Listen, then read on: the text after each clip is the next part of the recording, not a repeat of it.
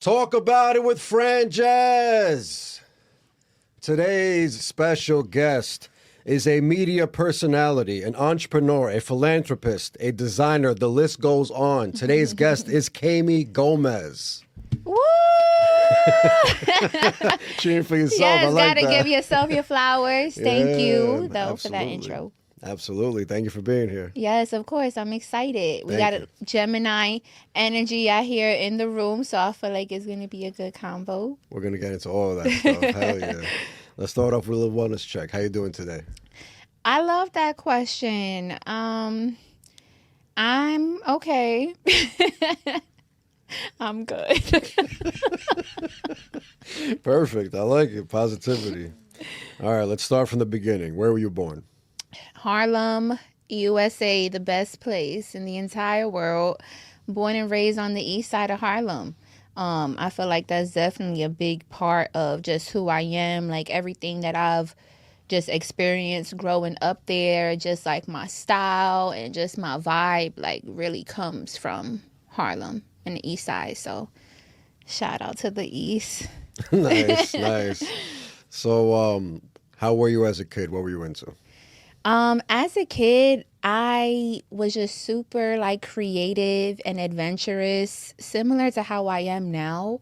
I always knew that I loved like all things entertainment and media and just like expressing myself in creative ways. So I remember I wanted to be like a fashion designer, and my mom, she bought me a sewing machine. I taught myself how to sew.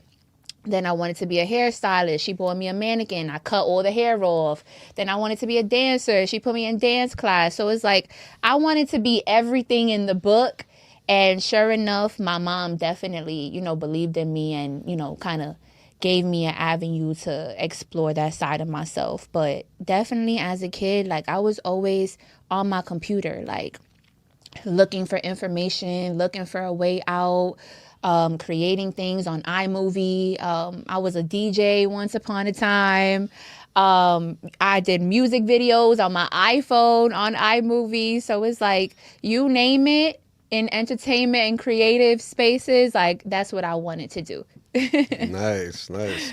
So, what age was this where you started creating actual content, like videos and all that? I was really young. I'm going to say, like, I have pictures of me on the computer literally from when I'm like 6, 7 years old, pictures of me with a microphone in my hand from young, so I would say literally as early as I could remember. But in terms of like, kind of messing around on the computer, probably like 9, 10, and on. But I was always into like Tumblr, MySpace, like editing my pictures. I was always into like, MySpace was like coding before It was. coding, So hooking up, my profile, putting my song, like I was just always into, expressing myself, like just through imagery, really.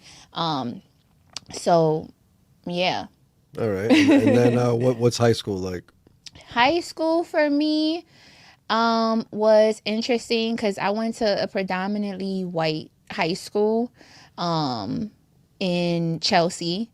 So yeah, like being born and raised in Harlem, like I had never actually even been around like so many white people at once, and really like coexist like with them. Like my first day going to high school, that was my first day like on that block in Chelsea ever, So initially I struggled a lot because I didn't really feel like I had a place there, But yeah, it was a lot of like weird shit going on. Can I curse? Absolutely. Okay. It was a lot of weird shit going on, but literally like every time I would swipe my ID to come into school, there would be like a hall monitor. His name is Mo. Shout out to Mo.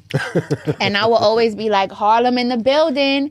And he would be like, Harlem in the building, So it's like he kind of helped, me and my journey, like just embracing my presence, letting my presence be known. And it's like, actually, like, I'm not going nowhere, But yeah, high school definitely was like a launching pad for me for like a lot of creative things that I like got into. Probably, I believe it was my freshman year. I ended up going on a spoken word poetry tour called the My Shine Speaking Tour. This is And while you're in high yeah, school? while I'm in high school. Is this NYC Lab High School for Yes. collaborative studies? Yes. Okay. Yes. So I went on a spoken word public speaking tour, and I was basically sharing a poem about my life, a spoken word poem about my life, and encouraging like other young women to identify like what makes them shine. It was kind of like a woman empowerment type of thing, but that is kind of like when I realized, okay, like I really love being on stage. I've always loved performing in some way. So I just started to get my feet wet with spoken word. And then I ended up going to share that on BET. They had a digital segment called What's at Stake. And that was my first time, really being on a platform for real. So a lot of things like began to like bubble for me like early on in high school. And I definitely have to give like so much gratitude and thanks to the Future Project. It was a nonprofit organization basically placed in different high schools across the country. They would put a dream director in each school, and you would work with the dream director and other students to create different passion projects and, really like discover like what your dream is for yourself, for your community, for the world.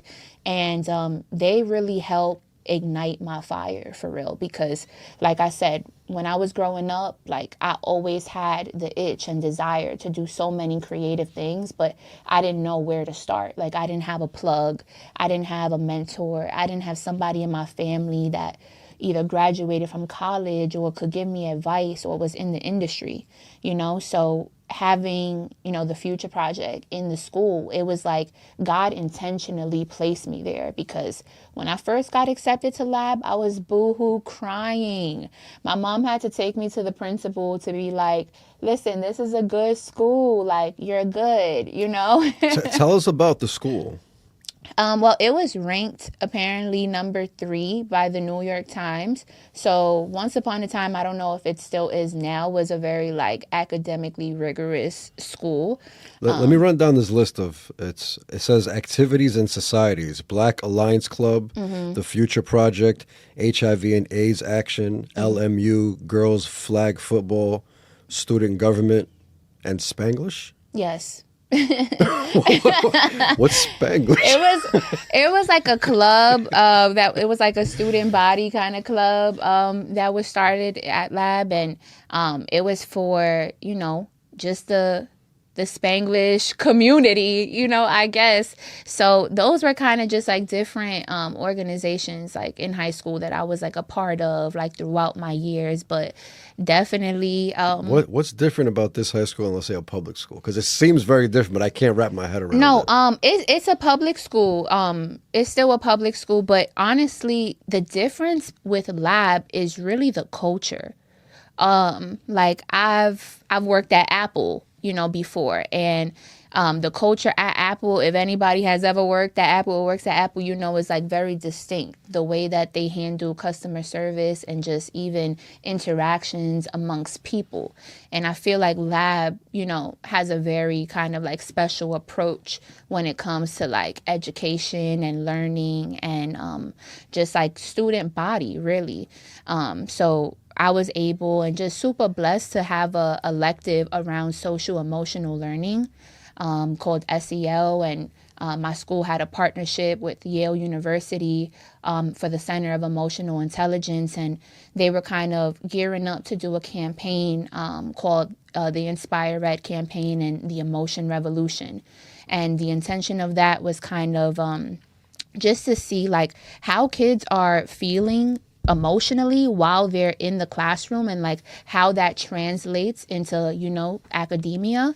And so lab was just so good at like providing that like space for students to kind of explore what emotional intelligence looks like. Like we weren't just learning regular academics, we were checking in with ourselves, doing that wellness check and really being able to identify how it is we were feeling. So that's what I think makes lab a very special place. And once upon a time, like I said, like I wanted to transfer so bad. I was boohoo crying when I first got in, but God literally, placed me in that school so I could have experiences like the Future Project, like being able to work with, people from Yale University. And that ended up turning into them sending me to San Francisco and at Facebook's headquarters. Yes. Why did they send you to San Francisco? So I was a part of the social emotional learning elective that was taught by my principal, actually, Brooke Jackson.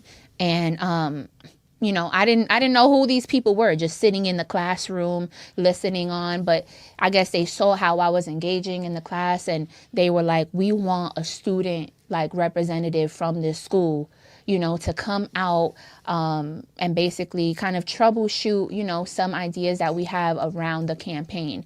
So what's so crazy is I actually end up getting suspended like right before I got this opportunity. No.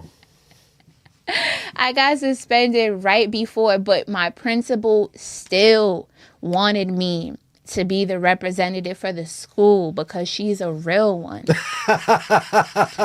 It hurt her to suspend me, Yeah. It hurt her, but she still sent me to Cali, and that was my first time in Cali. That was a dream come true for me. Why were you going to get suspended? I was basically gonna fight this girl, and she ended up like printing out like screenshots, and it was saying I was threatening her, and yeah. But honestly, so you never even hit her? No. It was like it was a possibility of you guys fighting. That's why. Honestly, it was a weird situation. Like her and her man and like one of her friends was like kind of playing on my phone. Like it was very weird. Like they was just playing on my phone, playing blocked or whatever. And I guess like I was just on my Gemini shit and I got tight. And I'm like, when I see you, I'ma fuck you up. I said, don't worry. I'ma see you, bitch.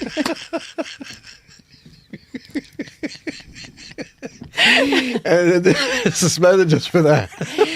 Yes. Didn't even fight. Didn't even fight. Horrible. And yo, what's crazy is they had the security walking me around the school because it was an in-house suspension. They had the school safety escorting me to the bathroom. I'm like, yo, y'all doing way too much. Like, y'all treated me like I'm a criminal for real. I'm like, I did how long is school? My 8-hour bid. And that was my, it was just one day? It was just one day. All and right, not bad. And that was it. But that shit went on my record, Wow. But yeah, anyway. So you still made it to Cali? Still made it to Cali. What part of Cali? San Francisco. Nice. That's Facebook's headquarters. Okay. It's literally like Disneyland over there. Literally. All right. And so that transpired into my freshman year of college. I was at Syracuse University. Wait, but how that transition worked? You still graduated from New York City? Yeah, I graduated from lab. So what were you doing in San Francisco exactly? So I was basically it was kind of like a focus. I don't want to say focus group, but really it was a focus group. Like it was a bunch of different students, educators, like just a bunch of different people. And we were kind of just like literally throwing ideas at the wall of like what this campaign could be and what it could look like, and like what are students feeling in the class and what activities could help engage them. And, literally it was just like a brainstorming conference, but it was super dope. And that was my junior year of high school. So fast forward to my senior year, they wanted to kind of reveal the findings, of this like conference of the weekend, whatever that we went. And they wanted to reveal it at Yale University with Lady Gaga and Soledad O'Brien. Wow. Yeah. And so they wanted me to be on the panel to speak with Lady Gaga and Soledad about everything that happened. Yes, at Facebook. I know. I know. Wow. And Lady Gaga, like, she was like one of my all-time inspos. Like, my YouTube name is XO Dolly Monster because like that monster part comes from Gaga. Like, just her uniqueness, her creativity, like her swag. I'm like, yeah. And what about Dolly? Where'd that come from? Well, I always loved Nicki Minaj too. But I was like, I'm not a Barbie. I'm not fake. I'm not plastic. I'm a Dolly. So XO Dolly Monster, that was my shit. Nice. All right, so after San Francisco is college? After San Francisco, it was Speaking with Lady Gaga and Solo Dot, and then it was Syracuse University, and that kind What of did you go for? What was the major? communications. Okay. And what were you trying to get with that major? Honestly, I never wanted to go to college. I always say, like, I went on accident, but on purpose, because like I said, like, none of my family members like went to college. Like, that just wasn't really a priority for me. I actually thought that I was going to be in the military. And I always knew like I wanted to be like a superstar for real. So I'm like, college don't have no superstar major. And I was telling my guidance counselor that, and she was like, well, they do have communications, and I feel like that would be like the closest thing for you. And I'm like, fuck it. I'm just going to apply. And I was applying. Every like college I would get accepted to, I'm like, I don't want to go here. Like, I would visit it and be like, this is not for me. So finally I said, Syracuse, like, this is the last shot. If I don't get in, first of all, I'm not going to visit this school. And then if I don't get in, then I'm not going. And then that was the last acceptance that I got. And I went. And it changed it changed the game for me. Well, what did it change for you? Well, my freshman year, probably like a week or so before I actually went back to San Francisco. So the people from Yale and Facebook, they hit me up while I was in college now. For what? And they're like, hey, we want you to host an event at Facebook. Wow. Yeah. Yeah, they're like, we're going to fly you from Syracuse to San Francisco. We're going to, everything, hotel, chauffeur, Wow. food, like somebody waiting with my name at the airport. I was like, OMG. That's amazing. Like, dream come true, And I hosted at Facebook, and it was lit.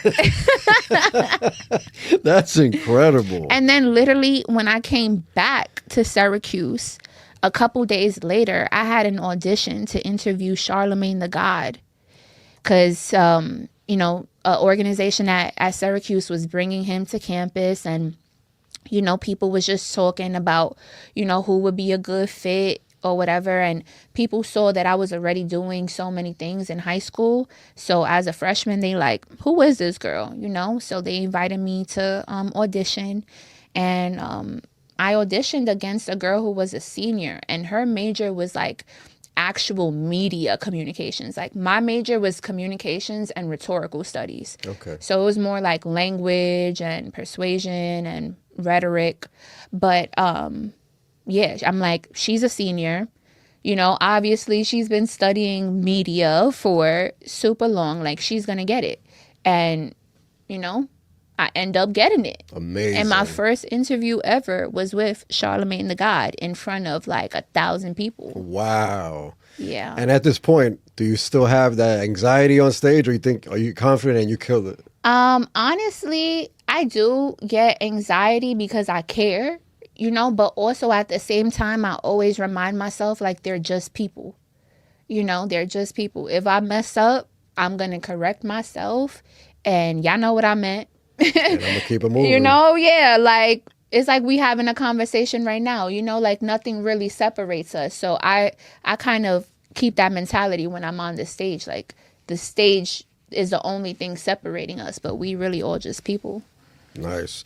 You mentioned God twice. What religion did you grow up in your childhood? Yeah, I grew up Catholic, but I was the first in my family to become Christian when I was I'm going to say probably like my freshman or sophomore year of high school.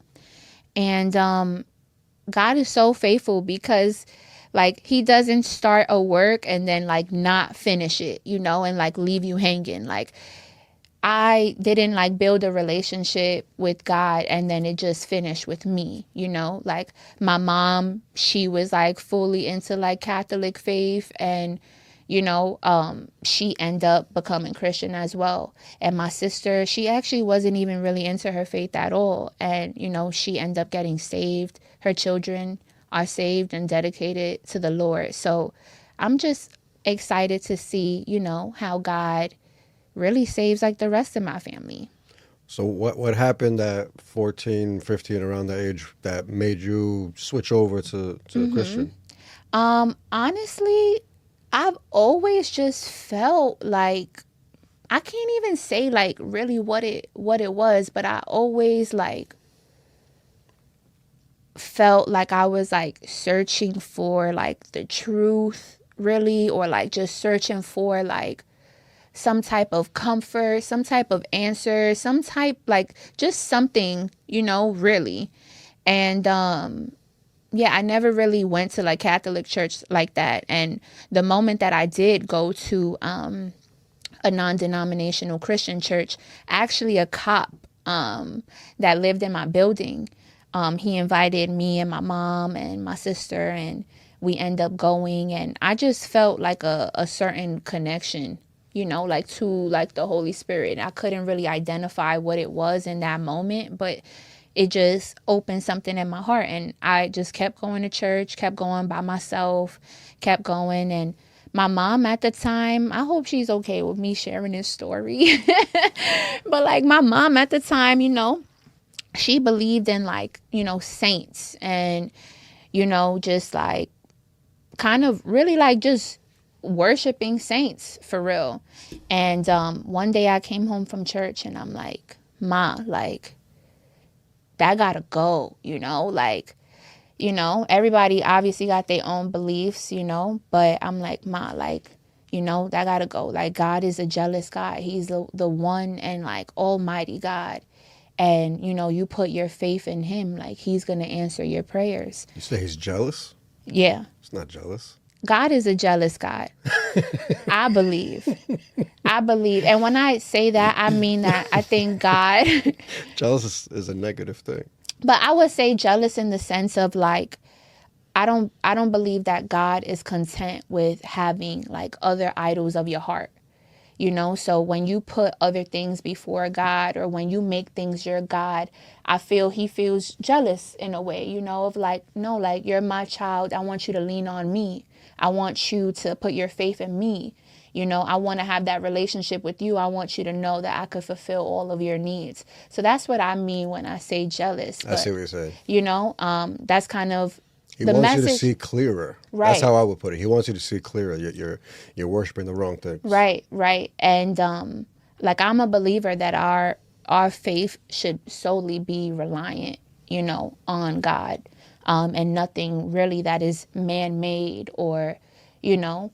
So that was kind of the message really that I feel like God sent for me to deliver to my mom. And me and my mom in 2018, like we both got baptized and like it was beautiful, you know. And yeah, like I'm just, like I said, I'm looking forward to see the other works that he do in the rest of my loved ones' lives, because I know that once he starts, like he's not just going to be like, all right, peace out, you know. So. Absolutely. All right, let's get back on track. And can we get an amen from the congregation? Amen.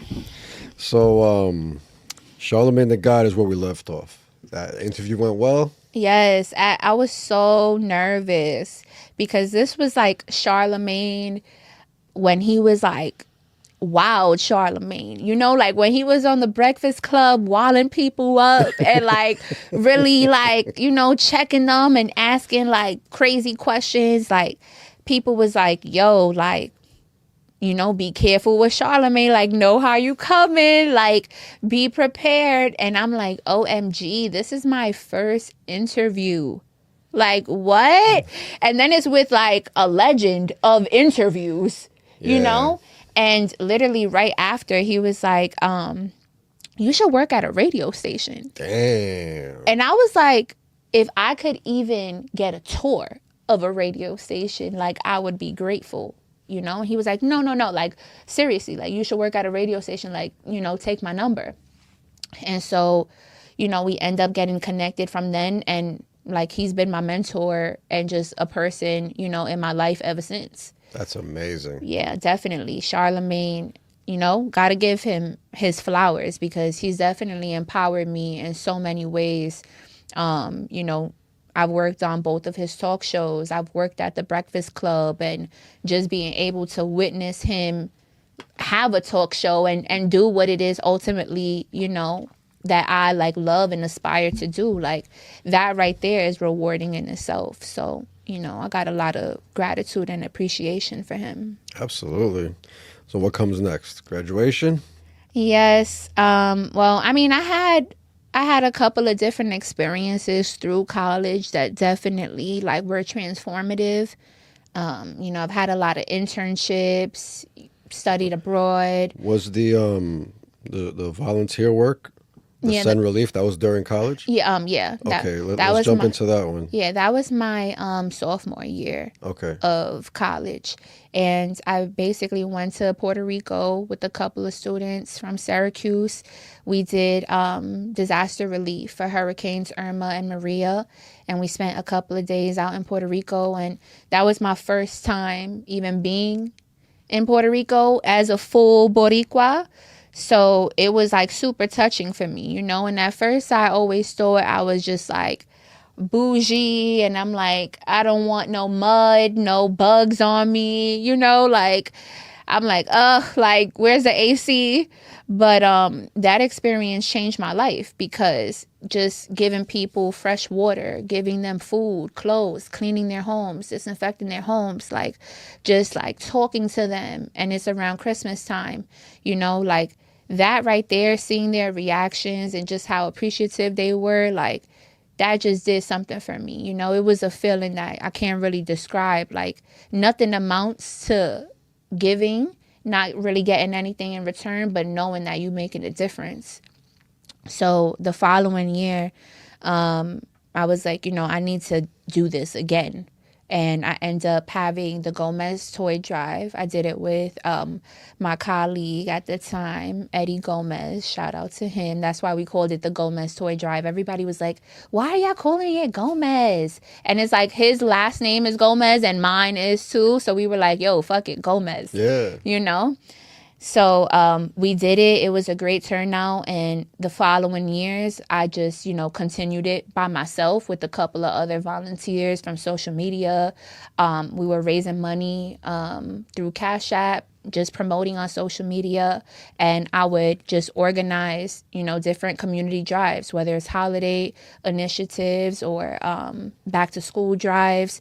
You know, I would really just, from the ground up, you know, run and gun, like donate $1 on Cash App, go buy the toys, you know, like literally buy the decorations. What's the theme? Okay, guerrilla marketing. Let's go hand out flyers, get families and people to come. Or what school are we partnering with? Who I got to speak to? What's the permits? What's the details? So from there, that's where the Kamey Gomez Foundation kind of came about. So it really just started in Puerto Rico. You just switched it to your name instead of just every drive is still the Gomez. Oh.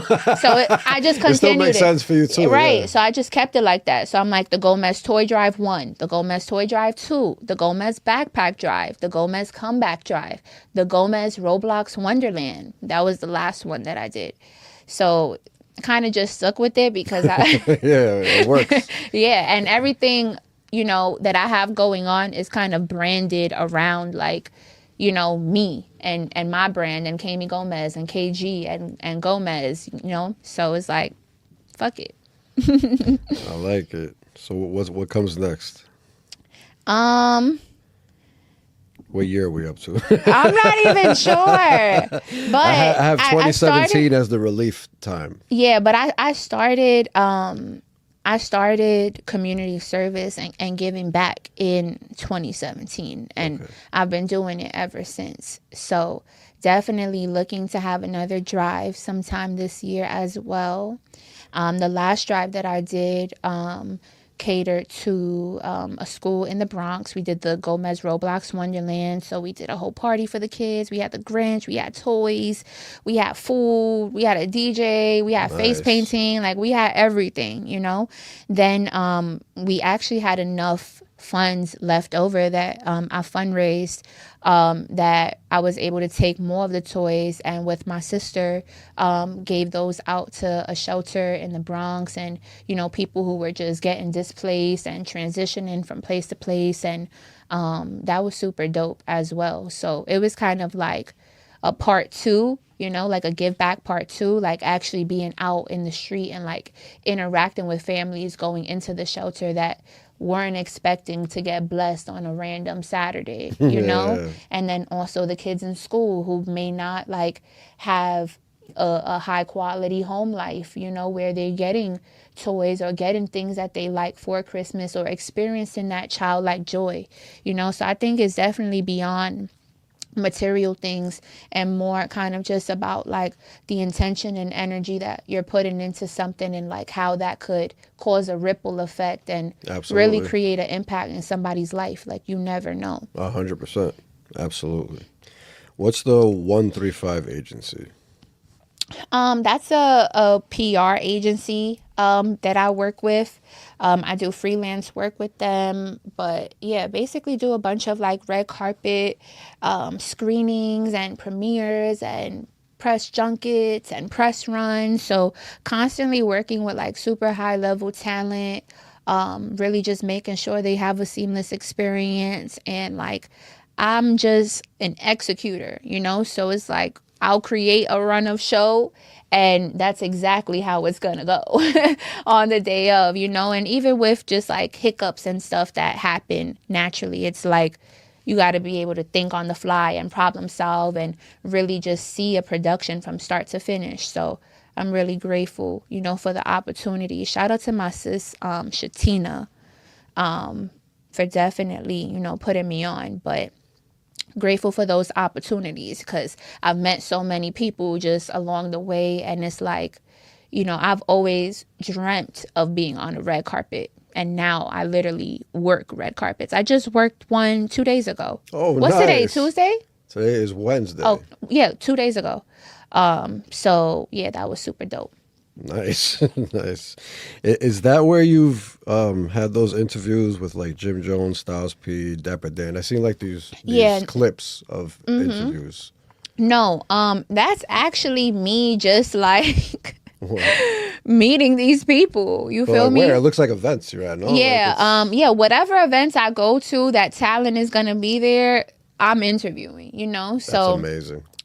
Yeah, Jim Jones, I met him at the Apollo at the Young and Lit Music Fest. I was backstage interviewing, you know, everybody that was performing, and that was just back there. And Dapper Dan, I met him in Amy Roof's, actually. Nice. I was having lunch in Harlem. He pulled up, and it's like, I just feel like real ones recognize real ones. Like, anytime I meet somebody, it's always like a mutual, like, what's up? You know, like, it always just happens like that. Like, it's very odd.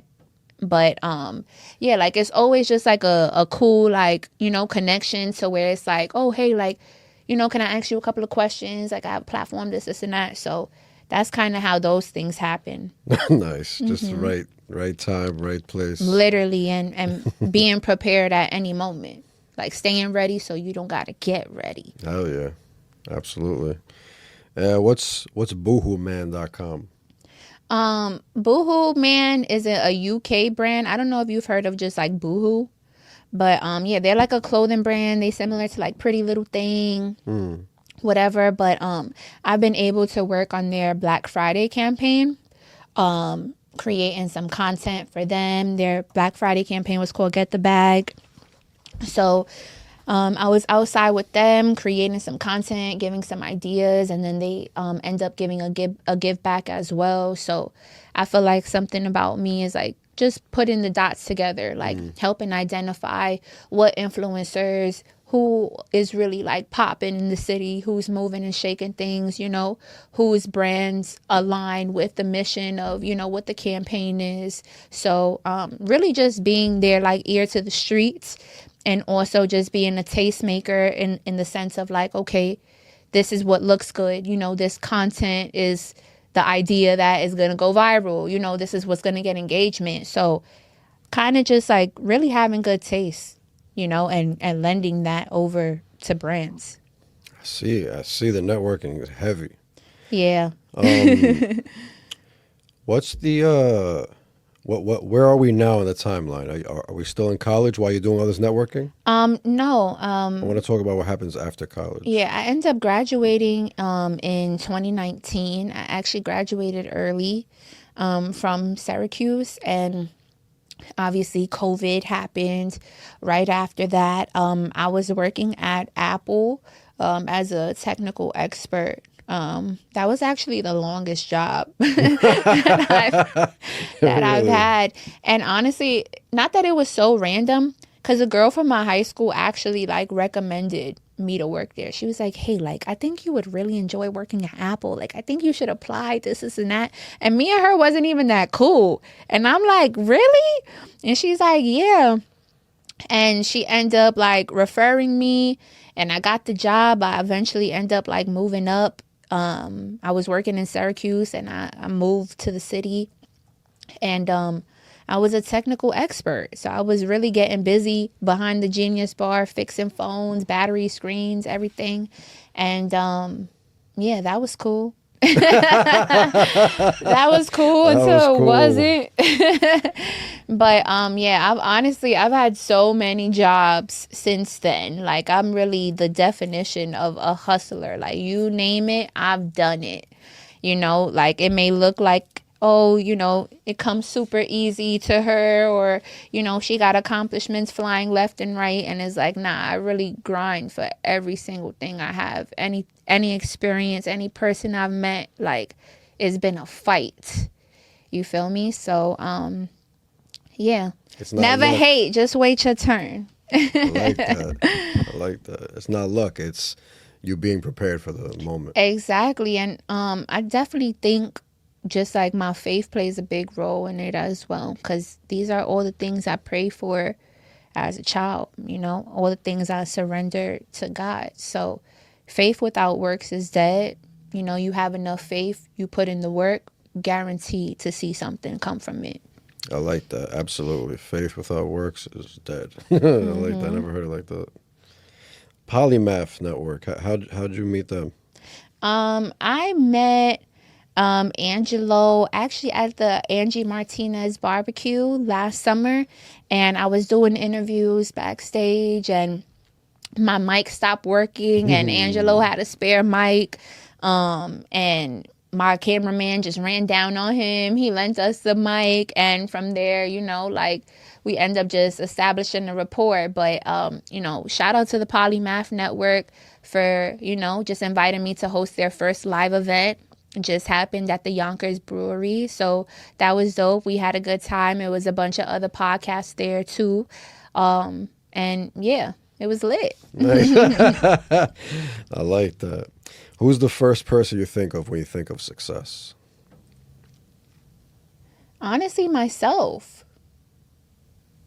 Yeah, like, I honestly, like, I'm inspired by other people's success and the trajectories of people's careers, but I also just feel like everybody has such a unique journey, you know, and success looks different to so many people. So it's like, I just want to be more successful than I was, you know, like, I just want the success that feels like okay and good for me. So I think of myself when I think of success. Nice. Tell us about Costa Rica. Oh, Costa Rica was fun. I went there for my 23rd birthday, I think it was, or 24. No, my 23rd birthday. And that was cool. Did a lot of adventurous stuff. Like what? Went jet skiing. I was on a boat. I went, what is it called? when you like going across the zip lining upside down over the jungle. Yes, but I was upside down. It was crazy. I saw monkeys. I was by crocodiles. I went on this like safari thing. I was feeding giraffes. Like, it was crazy. I really was like one with nature in Costa Rica. But I love to travel, and I love just a good adventure. So if you ever travel with me, we're doing activities, you know, like we are. That's the way to do it. Not just lay on the beach. No, definitely not. And not waking up at 1 o'clock in the afternoon. Like, no. Yeah. But definitely love to travel for sure. I feel like I find myself more the more that I travel. Nice. So what's next? What's next for you? What's coming up? What's next for me? Honestly, a lot of one-on-one sit-down interviews with very special guests. And I've interviewed, you know, so many different people on so many different platforms, but now I'm excited for my own platform, you know, and to kind of tap into some of the network that I have that I never necessarily got a chance to sit down and speak with because I didn't like officially have a sit down platform. So I'm looking forward to that because there's definitely some juicy people, you know, with like some good stories that I want to share. And more all-stars, you know, more with my clothing brand. Definitely different variations of my clothing brand. I'm excited. Another drive this year for sure for the community. And really just amplifying everything that I already have going on. So, yeah, I would definitely say just be on the lookout. Follow Kamey Gomez, All Stars by KG, Gomez Gourmet, Kamey Gomez Foundation, and stay in tune. I like that. I was going to ask you for the outro. You just ripped the whole outro.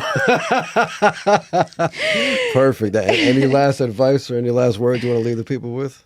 Definitely want to say, always put God first, stay humble, stay hungry, always keep moving forward. That's it.